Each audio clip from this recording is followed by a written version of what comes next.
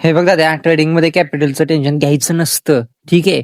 पहिल्यांदा तू एक सेगमेंट पकड, एक इंडेक्स पकड. जो सेगमेंट तू आयुष्यभर ट्रेडिंग करू शकशील आणि त्या एका सेगमेंटवरती तुला झोपतनं जरी उठवलं तर त्या सेगमेंटवरती ट्रेड कुठे इनिशिएट करायचा आणि कुठे नाही करायचा हे तुला माहिती असेल. फॉर एक्झाम्पल, मी इंडियन मार्केटसाठी निफ्टी 50 पकडली आणि बस मी त्याच्यामध्ये लागून गेलो. त्या निफ्टी 50ला घेतलं, 1-1.5 वर्ष 2 वर्ष सतत त्याच्यावर रगडलं.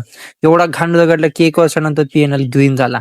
आणि पीएनएल ग्रीन झाल्यानंतर ऑटोमॅटिकली तुमच्याकडे कोण ना कोणतं येऊन जाईल. हे युनिव्हर्स एवढं पॉवरफुल आहे ना मित्रांनो.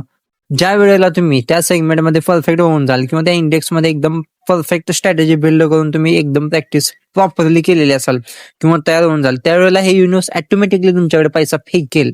अक्षरशः तुम्हाला फक्त त्यावेळेस सांभाळायला सुद्धा जमणार नाही, एवढा पैसा येऊन जाईल. पण त्याच्यासाठी पहिल्यांदा तुम्ही काबिल तरी बना. जोपर्यंत काबिल बनणार नाही तोपर्यंत तुम्हाला हे युनिव्हर्स किंवा कोणतेही लोक तुम्हाला येऊन पैसा देणार नाहीत आणि येणारही नाही. तुम्ही कितीही काही उड्या मारा. ठीक आहे. त्यामुळं असं कोणतं तरी पहिला एक सेगमेंट पकडा किंवा इंडेक्स पकडा ज्यामध्ये तुम्ही आयुष्यभर ट्रेडिंग करू शकाल. आणि मित्रांनो, मी कित्येक वेळेला सांगितलेलं आहे, खरंच 1760 गोष्टी करायचा गरज नाहीये. ट्रेडिंगला जेवढं सिम्पल ठेवता येईल, जेवढं साधी ठेवता येईल तेवढी ठेवा. त्यावरच तुम्ही सक्सेसफुल होऊन जाल. हे एवढंच रहस्य आहे ट्रेडिंगचं. ठीक आहे. मान्य असेल नसेल ती गोष्ट तुमची पर्सनल आहे, पण जे मला माहिती आहे ते मी सांगतोय. आणि ऐकणारे आहेत, ज्यांना हवा आहे त्यांनी घ्या, ज्यांना नको आहे त्यांनी कट.